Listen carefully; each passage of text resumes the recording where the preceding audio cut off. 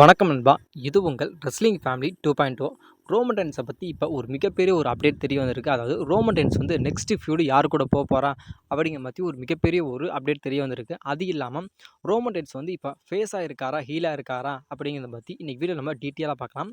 அதாவது இதுக்கு முன்னாடி நான் போட்ட வீடியோ இருக்குது. அந்த வீடியோவை போய் பார்த்தீங்க அப்படின்னா அதாவது ரோமன் ரெயின்ஸ் எதுக்காக வந்து சோலோவை அட்டாக் பண்ணார் அப்படிங்கிறதுக்கான ஒரு ஃபுல் விளக்கத்தை அந்த வீடியோவில் நான் சொல்லியிருப்பேன்.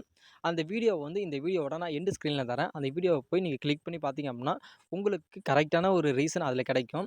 இதில் இப்போ நம்மளுடைய ரோமன் ரெயின்ஸை பற்றி, அதாவது ரோமன் ரெயின்ஸ் ஃபேஸாக இருக்காரா ஹீலாக இருக்காரா, அதாவது ரோமன் ரெயின்ஸுக்கும் சோலோவுக்கும் எப்படிப்பட்ட ஒரு ஃபியூடு போக போகுது அப்படிங்கிறத பற்றி இந்த வீடியோ நம்ம டீட்டெயிலாக பார்க்கலாம். அது இல்லாமல் நம்ம சேனலுக்கான ஒரு வாட்ஸ்அப் குரூப் இருக்குது. அந்த குரூப்போட லிங்க்கை வந்து நான் கண்டிப்பாக கீழே டிஸ்கிரிப்ஷனில் தரேன். அதை நீங்களே போய் கிளிக் பண்ணி பார்த்து அந்த சேனலில் ஜாயின் பண்ணிக்கிட்டீங்க அப்படின்னா இது ரொம்ப ரொம்ப யூஸ்ஃபுல்லாக இருக்கும்.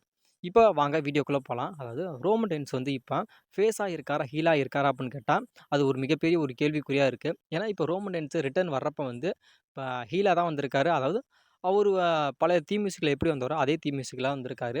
ஏன்னா இதுக்கு முன்னாடி நான் போட்ட வீடியோவில் நான் சொல்லியிருந்திருக்கேன். அதாவது ரோமன் ரெயின்ஸ் ரிட்டர்ன் வர்றப்போ ஒரு ஃபுல் ஃப்ரீடம் வந்து WWE கொடுத்துருக்காங்க ரோமன் ரெயின்ஸுக்காக. அதாவது அவரோட கேரக்டரில் வந்து ரோமன் ரெயின்ஸ் எப்படி வேணுமாலும் அவர் சேஞ்ச் பண்ணிக்கலாம். அதாவது ஹீலாகவும் இருக்கலாம், ஃபேஸாகவும் இருக்கலாம், இல்லை ரெண்டும் கலந்து கூட இருக்கலாம் அப்படிங்கிற மாதிரி சொல்லியிருப்பேன்.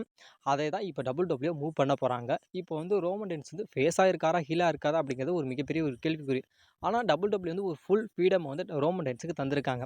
அதாவது இதில் ஒரு மிகப்பெரிய ஒரு சக்ஸஸ்ஃபுல்லான ஒரு விஷயம் என்ன அப்படின்னு கேட்டால், அதாவது ரெசல்மனியா 40ல் வந்து பிளட் லைன் ரூல்ஸ் மேட்சை வச்சு தான் ரோமன் ரெயின்ஸ் வந்து கதையை முடிச்சு விட்டாங்க. அதே பிளட் லைன் ரூல்ஸ் மேட்சை வச்சு தான் இப்போ ரோமன் ரெயின்ஸு அந்த டபிள்யூடபிள்யூக்குள்ளே வந்திருக்காரு. அதாவது அந்த ரெசல்மனியா 40 வந்து பிளட் லைன் ரூல்ஸ் மேட்சை வச்சு தான் ரோமன் ரெயின்ஸ் அவரோட டைட்டிலை தோத்துட்டு வெளியில் போனார். இதே பிளட் லைன் ரூல்ஸ் மேட்சை வச்சு தான் ரோமன் ரெயின்ஸ் டபிள்யூடபிள்யூக்குள்ளேயே வந்திருக்காரு. ஏன்னா அடுத்த ஃபியூடு யார் கூட அப்படின்னு கேட்டால் நம்மளுடைய சோலோ சிக்கா கூட தான் இருக்க போகுது. இதில் வந்து நம்முடைய கோடி கூட வந்து நம்முடைய ரோமன் ரெயின்ஸ் ஃபியூடு போக மாட்டார். ஏன்னா அந்த டைட்டிலுக்கான ஒரு ஃபியூடு அப்படிங்கிறது கொஞ்சம் நாட்கள் ஆகும். அதாவது 6 மாதமோ இல்லை 1 வருஷமோ ஆகும். இது இல்லாமல் இப்போ ரோமன் ரெயின்ஸுக்காக WWE வந்து மர்க்கண்டைஸ் சேல்ஸ்லாம் அதிகமாக சேல்ஸ் பண்ணிக்கிட்டு இருக்காங்க. அதாவது இப்போ நம்மளுடைய ரோமன் ரெயின்ஸ் வரப்போ அந்த ஒரு டிஷர்ட் போட்டிருந்தால ஓடிசி அப்படிங்கிற மாதிரி அந்த டிஷர்ட் இருக்குல்ல, அதோட மர்க்கண்டைஸ் சேல்ஸ் வந்து இப்போ WWE ரொம்பவும் சேல்ஸ் பண்ணுறாங்க. இது இன்னும் அதாவது 1 டே இல்லை 2 டேஸில் வந்து அது வந்து எவ்வளோ தூரம் ரீச் ஆயிடுச்சு, அதாவது மர்க்கண்டைஸ் சேல்ஸில் ரோமன் ரெயின்ஸு டாப் 1 பொசிஷனில் இருக்காரா இல்லையா அப்படிங்கிறத நம்ம இதுக்கப்புறம் அதாவது போக போக நம்மளே தெரிஞ்சுக்கலாம். இதில் வந்து இப்போ நம்முடைய ரியல் ட்ரைபிள் சீஃப் யார்? நம்முடைய ரோமன் ரெயின்ஸ் தான். இது இல்லாமல் இப்போ நம்முடைய சோலோ வந்து கதையை முடிச்சு விட்டாங்க. அது அடுத்த பிரச்சனை. இப்போ நம்முடைய அமெரிக்கன் நைட்மேன் கோடியே நம்முடைய ரோமன் ரெயின்ஸை பற்றி என்ன சொல்லியிருக்கா அப்படின்னா, அதாவது சம்மர் ஸ்லாமுக்கு வந்து ரோமன் ரெயின்ஸ் ரிட்டர்ன் வருவார் அப்படிங்கிற மாதிரி நான் வந்து துளி கூட நான் எக்ஸ்போர்ட் பண்ணவே இல்லை அப்படிங்கிற மாதிரி நம்முடைய கோடியே சொல்லியிருக்காரு.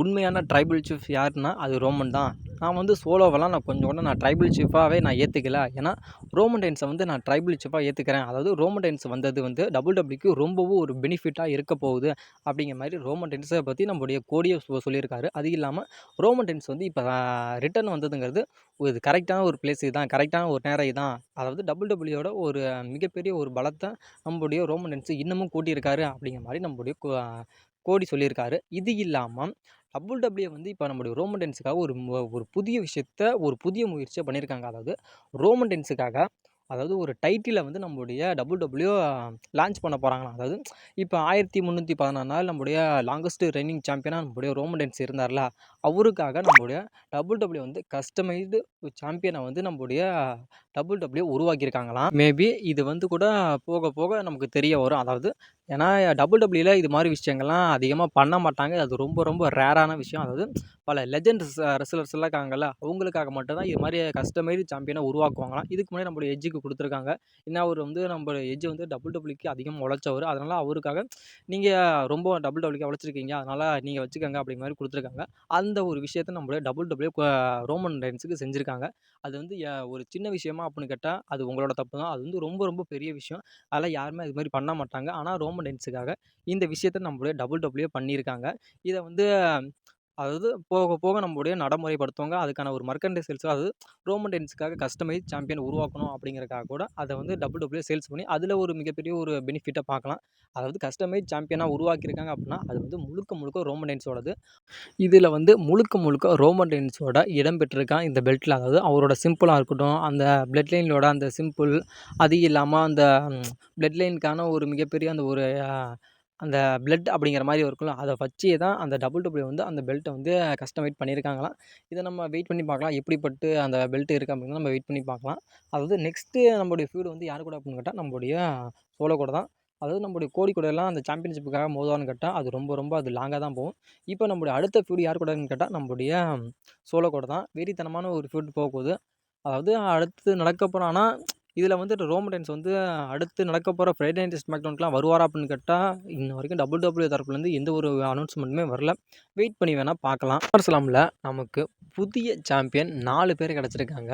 இதில நம்மளுடைய ரிங் ஜெனரல் குந்தர் வந்து நம்மளுடைய டேமியன் பிரிஸ்ட்ட பீட் பண்ணி, நம்மளுடைய குந்தர் வந்து இப்ப WWEவோட வேர்ல்டு ஹெவிவெயிட் சாம்பியனா ஆயிட்டாரு. இது ஒரு சின்ன விஷயம் கிடையாது. இது ரொம்பவும் பெரிய விஷயம். இது யாரால நடந்துச்சு அப்படின்னா, நம்முடைய ஃபின் பெலாரால தான் நடந்துச்சு. நம்முடைய ஃபின் பெலாரோட ஒரு மிகப்பெரிய ஒரு டிஸ்ட்ராக்ஷனால நம்முடைய குந்தர் வந்து இப்ப நியூ வேர்ல்டு ஹெவிவெயிட் சாம்பியன் ஆயிட்டாரு. இனிமே WWEவோட இவரோட ஆதிக்கம் தான் அதிகமா இருக்க போகுது. அதாவது WWE நான் தான், அதாவது ராவே நான் தான் கட்டி ஆளப் போறேன் அப்படிங்கிற மாரி நம்முடைய குந்தரே சொல்லியிருக்காரு. இது இல்லாம நம்முடைய எல்ஐ நைட். எல்ஐ நைட் வந்து நம்முடைய லோகன் பால பீட் பண்ணி நம்முடைய லோ எல்ஐ நைட் வந்து இப்போ ஒரு புதிய ஒரு சாதனைய படைச்சிருக்காரு. அதாவது நம்முடைய எல்ஐ நைட் வந்து எப்படியும் ஒரு 20 வருஷமா WWE ஒர்க் பண்ணுவார்ன்னு நெனைக்கிறேன். ஆனாலும் அவர் வந்து இப்ப தான் அவருக்கான ஒரு மிகப்பெரிய ஒரு சாம்பியனுக்கான ஒரு ஆப்பர்ச்சுனிட்டி கிடைச்சிருக்கு. இப்போ நம்முடைய எல்ஐ நைட்டே என்ன சொல்லியிருக்காருன்னா, அதாவது தகுதியான, திறமையான ரெஸ்லர்ஸ் நெறைய பேர் இருக்காங்க. அவங்களோட நான் ஃபீud போக விரும்புறேன். அது யாரா இருந்தாலும் பரவால்ல. நான் வந்து என்னோட யுஎஸ்ஏ டைட்டில் வந்து நான் அவங்க கூட நான் டிஃபெண்ட் பண்ணுவேன் அப்படிங்கிற மாரி நம்மளுடைய எல்ஐ நைட் சொல்லியிருக்காரு. இது இல்லாம நம்மளுடைய நயா ஜாக்ஸ். நயா ஜாக்ஸ சொல்ல தேவையே இல்ல. எதுக்காக நயா ஜாக்ஸ சொல்ல தேவையே இல்ல அப்படின்னு கேட்டா, நம்மளுடைய டிஃப்னி ஸ்டேட்டஸோட ஒரு மிகப்பெரிய ஒரு இன்டர்ஃபரன்ஸால தான் நம்மளுடைய நயா ஜாக்ஸ் இப்ப WWE வுமன் சாம்பியன் ஆயிட்டாங்க.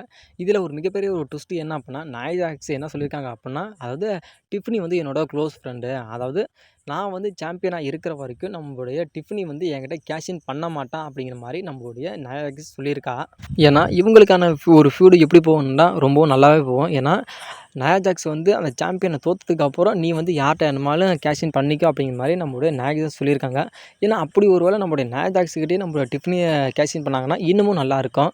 அது இல்லாம நம்மளுடைய பிரான் பிரேக்கர் வந்து நம்மளுடைய சேமி ஜெயின பீட் பண்ணி, பிரான் பிரேக்கர் வந்து நியூ இன்டர்கான்டினென்டல் சாம்பியன் ஆயிட்டாரு. இது ஒரு சின்ன விஷயம் கிடையாது. ஆனா, நம்மளுடைய பிரான் பிரேக்கர் வந்து மெயின் ராஸ்டருக்கு வந்தோனே நம்மளுடைய பிரான் பிரேக்கர் வந்து ஐசி டைட்டில வின் பண்ணியிருக்காரு. இது உண்மையிலேயே ஒரு சின்ன விஷயமான்னு கேட்டா, அப்பலாம் கிடையாது. இது ரொம்ப ரொம்ப ஒரு பெரிய விஷயம். அதாவது பிரான் பிரேக்கரோட ஒரு மிகப்பெரிய ஒரு பயணம் வெற்றிகரமா அமையட்டுன்னு நம்மளோட சார்பா ஒரு மிகப்பெரிய ஒரு வாழ்த்த தெரிவிப்போம். ஜேக்கப் ஹார்ட்டுக்கு இப்ப இன்ஜுரி ஆயிருச்சு அப்படின்னு நம்மளுடைய ட்ரிபிள் ஹெச் இப்ப சொல்லியிருக்காரு. அதாவது நம்மளுடைய ஜேக்கப் ஹார்ட்டுக்கு வந்து இன்ஜுரி ஆயிருச்சு. அதாவது அந்த அனௌன்ஸ்மென்ட் டேபிள்ல வந்து நம்மளுடைய கோடிய வச்சு நம்மளுடைய ஜேக்கப் ஹார்ட் வந்து அவரோட ஃபினிஷர போடும்போது, அதில வந்து நம்மளுடைய ஜேக்கப் ஹார்ட்டுக்கு வந்து இன்ஜுரி ஆயிருச்சு அப்படிங்கிற மாரி நம்மளுடைய ட்ரிபிள் ஹெச் ஒரு மிகப்பெரிய ஒரு அப்டேட்ட சொல்லியிருக்காரு. ஏன்னா, இப்ப தான் நம்மளுடைய ஜேக்கப் ஹார்ட் வந்து WWEவோட டாக் டீம் சாம்பியனா நம்மளுடைய ஜேக்கப் ஹார்ட்டும் டாமா டாங்காவும் இருக்காங்க. இந்த நேரத்தில நம்மளுடைய ஜேக்கப் ஹார்ட்டுக்கு வந்து ஒரு இன்ஜுரி ஆயிடுச்சு. இது வந்து ரொம்பவும் பெரிய இன்ஜுரி ஆகாம இருக்கிறதுக்கு ஒரு மிகப்பெரிய ஒரு ப்ரே பண்ணிக்கலாம். அதாவது ஜேக்கப் ஹார்ட்டுக்கு பெரிய இன்ஜுரி ஆகக்கூடாதுன்னு. ஏன்னா, பிளட் லைன் 2.0வோட ஒரு மிகப்பெரிய ஒரு தூண் யாருன்னு கேட்டா, நம்மளுடைய ஜேக்கப் ஹார்ட் தான். ஏன்னா, ஜேக்கப் ஹார்ட்டுக்குலாம் இப்போ கடைசியில இன்ஜுரி ஆயிருச்சுன்னா, நம்மளுடைய பிளட் லைன் 2.0வே கொஞ்சம் டம்மி ஆயிரும். ஏன்னா, என்னதான் சோலோ வந்து ஒரு லீடரா இருந்தாலும், அந்த பிளட் லைன் 2.0 வந்து தாங்கி பிடிக்கிறது யாருன்னு கேட்டா, நம்மளுடைய ஜேக்கப் ஹார்ட் தான். ஜேக்கப் ஹார்ட்டுக்கு ரொம்பவும் சிவியரான இன்ஜுரி ஆவாம இருக்கணுன்ட்டு கொஞ்சம் வேண்டிக்கலாம். ஏன்னா, இதுக்கப்புறம் ரொம்ப இன்ஜுரி ஆயிருச்சுன்னா, நம்மளுடைய பிளட் லைன் 2.0வோட ஒரு மிகப்பெரிய ஒரு தூண் கழன்றும். அதுக்கப்புறம் நம்மளுடைய டாக் டீம் சாம்பியன வந்து அப்புறம் ரிலீவ் பண்ற மாரி ஆயிரும். அதுக்கப்புறம் பிளட் லைன் 2.0க்கு அப்புறம் சங்கு தான் போறான். இப்போ போற ஒரு மிகப்பெரிய ஒரு ரூமர் என்ன அப்படின்னு கேட்டா, அதாவது ரோமன் ரெயின்ஸ் ரிட்டர்ன் வந்துட்டாரு. ரிட்டர்ன் வந்து சோலோவ அட்டாக் பண்ணிட்டாரு. சோலோவுக்கும் ரோமனுக்கு தான் இனிமே ஃபீud ஆரம்பிக்க போகுது அப்படின்னு ஆல்மோஸ்ட் ரெஸ்லிங் ஃபேன்ஸ் எல்லாத்துக்குமே தெரிஞ்சிருச்சு. இதில ஃபேன்ஸ் எல்லாம் என்ன சொல்றாங்க அப்படின்னா, அப்கமிங்ல நடக்க போற பேப்பர் வியூலலாம் ரோமன் ரெயின்ஸுக்கும் சோலோவுக்கும் ஒரு மேட்ச் இருக்கு. அப்படி இல்லாட்டி பேசன் பெர்லின்ல வந்து நம்முடைய சோலோவும் நம்மளுடைய ஜாக்கப் ஆட்டும் டாக் டீமாக ரோமன் ரெயின்ஸுக்கும் கோடி கூட ஒரு டாக் டீம் மேட்ச் விளாட்லாம் அப்படிங்கிற மாதிரி ஒரு மிகப்பெரிய ஒரு ஃபியூடை கிளப்பி விட்ருக்கானுங்க. ஒரு ரூமரை கிளப்பி விட்ருக்காங்க. அது இப்போ இன்டர்நெட்டில் ரொம்பவும் வைரலாக போயிட்டுருக்கு. அதுக்கப்புறம் பேட் பிளட் அந்த பேப்பரில் வந்து நம்மளுடைய சோலோவுக்கும் ரோமன் ரெயின்ஸுக்கும் ஒரு சிங்கிள்ஸ் மேட்ச்சு, அதுவும் ஹெல் இன் எ செல் மேட்ச் நடக்கும் அப்படிங்கிற மாதிரி ஒரு அப்டேட்டை தூக்கி போட்டானுங்க. ஏன்னா ரோமன் ரெயின்ஸோட நெக்ஸ்ட் பிளான் என்ன அப்படின்னே தெரியல. ரோமன் ரெயின்ஸ் ஹீலாக இருக்காரா, ஃபேஸாக இருக்காரா, இதுக்கப்புறம் ரோமன் ரெயின்ஸ் வந்து அந்த ஓல்டு பிளட்லேயே ரீயூனியன் பண்ணுவாரா பண்ண மாட்டாரா அப்படின்னு தெரில. இதில் ரோமன் ரெயின்ஸோட ஃபேன்ஸ் எல்லாரும் பலவிதமான அவங்களோட ஒப்பீனியன் என்ன அப்படின்னு சொல்லிக்கிட்டு இருக்கானுங்க. இதில் ஃபஸ்ட்டு நம்மளுடைய ரோமன் ரெயின்ஸ் வந்து அந்த பிளட் லைன், அதாவது ஓல்டு பிளட் லைனை ரீயூனியன் பண்ணணும். ரீயூனியன் பண்ணால் மட்டும்தான் கரெக்டான ஒரு ஸ்டோரி லைன், ஒரு பாப்புலரான ஒரு ஸ்டோரி லைன் அமையும். இதில் வந்து கண்டிப்பாக சர்வைவ் சீரிஸில் வந்து ஓல்டு பிளட் லைனுக்கும் நியூ பிளட் லைனுக்கும் ஒரு மிகப்பெரிய ஒரு வார் கேம் நடக்க போகுது. ஏன்னா சர்வை சீரிஸோட ஒரு மிகப்பெரிய ஒரு எக்ஸ்பெக்டேஷன் எதுக்கு இருக்குது அப்படின்னா, இந்த பிளட் லைன் பிளட் லைன் மேட்ச்சுக்கு தான் நடக்க போகுது. ஏன்னா இதோட ஒரு மிகப்பெரிய ஒரு பாஸ் யாருன்னா நம்மளுடைய ராக்கு தான். அதாவது இப்போ வந்து நம்முடைய சோலோவுக்கும் நம்முடைய ரோமன் ரெயின்ஸுக்கும் ஒரு ஃபியூடு போகலாம். ஆனால் இது அப்படியே சர்வை சீரிஸுக்கு அப்புறம் ரோமன் ரெயின்ஸ் விசஸ் ராக் ஃபியூடாக மாறி கண்டிப்பாக ரெசல்மேனியாவில் வந்து நம்மளுடைய ராக்குக்கும் ரோமன் ரெயின்ஸுக்கு தான் மேட்ச் நடக்க போகுது. அதாவது எண்ட் ஆஃப் த ஸ்டோரி அப்படிங்கிற மாதிரி நம்மளுடைய உண்மையான ட்ரைபிள் சீஃப் யார் அப்படிங்கிறது ரெசல்மேனியா 41 கண்டிப்பாக தெரிய வரும். ஏன்னா உண்மையான ட்ரைபிள் சீஃப் யார் அப்படின்னு நீங்களே சூஸ் பண்ணுவீங்க. அதாவது ரெசல்மேனியா 41 நம்மளுடைய ரோமனுக்கும் ராக்குக்கு நடக்குதுன்னா உண்மையான ட்ரைபிள் சீஃப் யார், ரோமன் ரெயின்ஸா ராக்கா அப்படின்னு உங்களோட கருத்து என்னன்னு மறக்காமல் கமெண்ட் செக்ஷனில் கமெண்ட் பண்ணுங்கள் நண்பா.